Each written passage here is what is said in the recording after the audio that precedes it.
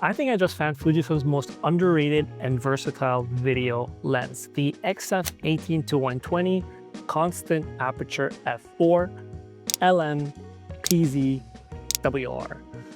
A mouthful, but this lens has been awesome. I'm going to tell you more about it today.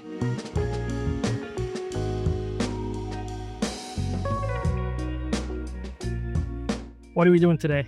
Well, I'm not sure, but we're making some food. We're cooking, that's not how I would say. Power zoom means you can do a nice zoom in without looking mechanical. It can get really nice and smooth pans. You know, if you try and zoom in too quickly, it looks a little shaky. But if you can do it in camera, it looks really smooth and professional. Plus, you're actually getting the nice quality that you wouldn't get if you decided to crop in. So one of the main benefits of using a power zoom, as the guys just said, is the smooth zooming mechanism or motion. So power zooms use an electronic zoom that makes it way smoother to zoom in onto your subjects and change focal lengths without having that kind of choppy mechanical zoom. Now, looking at these clips, you can actually see how smooth the zoom motion is. It's like you're either shooting in a movie, or when it comes to broadcasting, it's like when you zoom in onto your subject. You get that very nice smooth zoom that is very pleasing to the eye. Another benefit of the Fujifilm XF18-120 power zoom is this thing is absolutely small, and the weight is actually, it's so light. This is a lens I would take with me on a hiking trip during the day or on a day trip in any other country during the day. And that's because it is a constant f4 aperture on a mirrorless. So you're not going to be able to use this much in low light unless you want to increase your ISO and get a bunch of grain. But if you are hiking during the day when it's bright and sunny, or you're in another country doing some tourism, you want to get some longer focal lengths, and especially if you're a person who shoots a lot of video nowadays and not photo, because I do think this is more of a video-centric lens, not really catered towards photography, even though you could use it as well.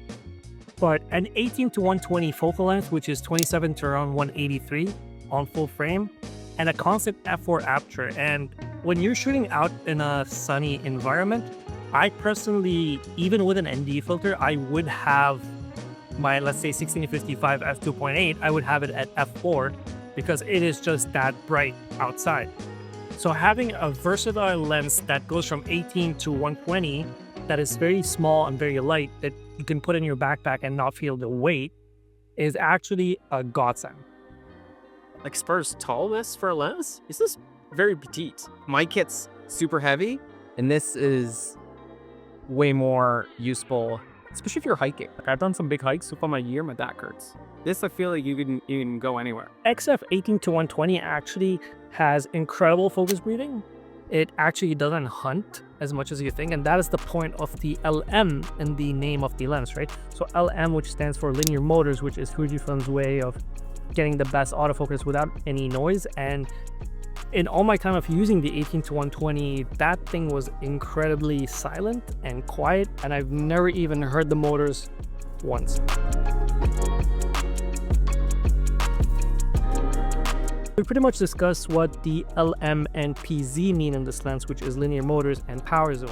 So WR is what stands for weather resistance, and this lens is actually weather resistant because you need a lens that is weather resistant and to be able to fight off the elements when you're either hiking or in a city or a country that is always raining or snowing. Jonathan here actually does a lot of photography when it's snowing, when it's raining, when there's a storm. He does it all. And I need you to let me know, what do you think of the importance of having a lens that is weather resistant? For sure. So I've shot in pouring rain in Scotland, humble brag, sandstorm in Egypt. And if you don't have weather seal, you will usually get that creep into your lens. So I've only used stuff that's weather sealed. And I found I haven't gotten any sand, I haven't gotten any water or moisture, because the seals on weather resistant lenses like this help keep that stuff out to save yourself from potentially breaking or getting an object in the lens that you don't want. So you need something like that. One of the coolest things about the 18-120 f4 are the buttons on the side that help you pretty much change a bunch of settings when using or controlling this lens. Now, one of the few things that I really like is the fact that you can change the zoom/focus control based on what you want it to do. So this can either be a zoom control, and the further or the harder you pull down on it to the right, then it zooms in faster. And if you just slowly pull on it, then it will do a slower zoom in, but you can also change this from zoom to focus control. So if you want to do some manual focusing and focus tracking, then you can easily do that with this control dial right here. And this is one of the most useful things about the Powerzoom.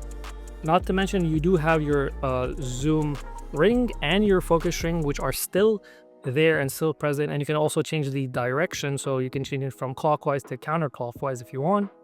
But also, one of the cooler things is these two buttons on the side right here, one which is an up button and one which is a down. And basically, if you have the power ring right here, or the power control set to zoom, then if you click the above button right here, then it will slowly start to zoom in by itself. And I found this most useful when you're using your camera on a tripod and not shooting handheld, because this lens does not have stabilization, obviously, but if your camera has great stabilization, then you should be able to do a bit of hand holding.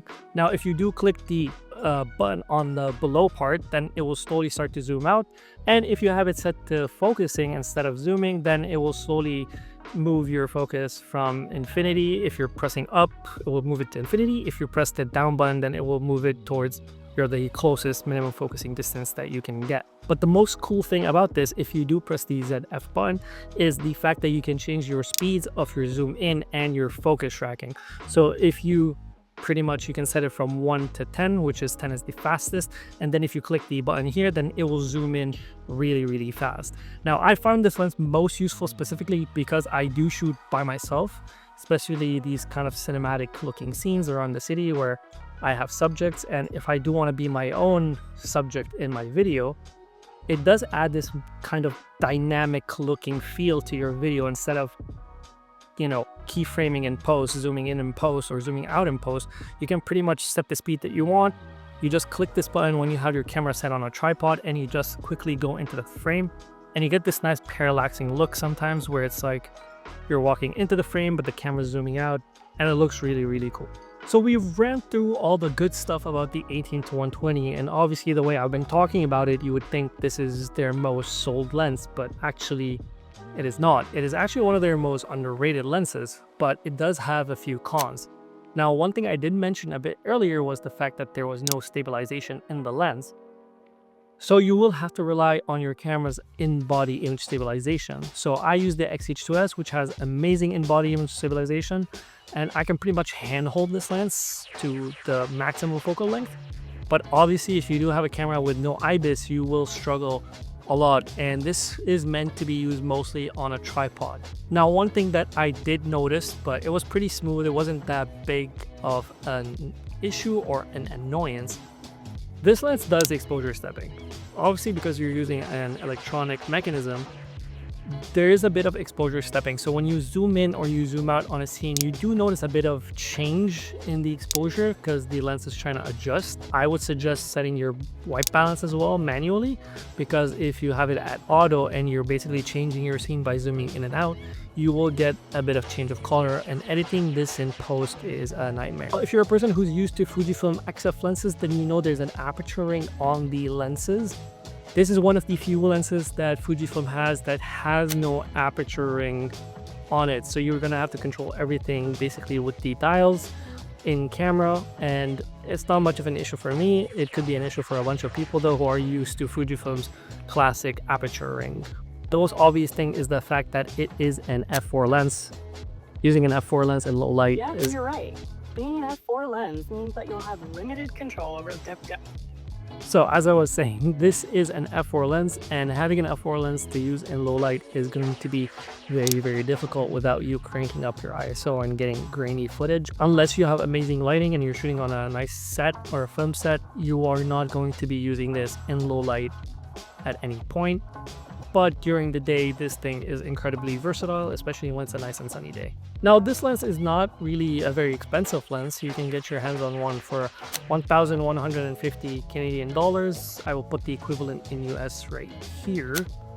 But it is honestly one of my new favorite lenses, and it's a very, very underrated lens. I think it's one of the lenses that is overlooked by the Fujifilm community. But if you do want to get your hands on a very similar lens of a very close focal length, the 16-80 f4 is a great lens. it will work both optically for photo and for video, so you won't have any issues using that lens. Obviously, with the 18-120, you do get more focal length and the extra features of a power zoom. But the choice would be up to you eventually. But I do absolutely love using this lens. Again, whenever there's something new that makes me think outside the box or try something different, I'm all for it.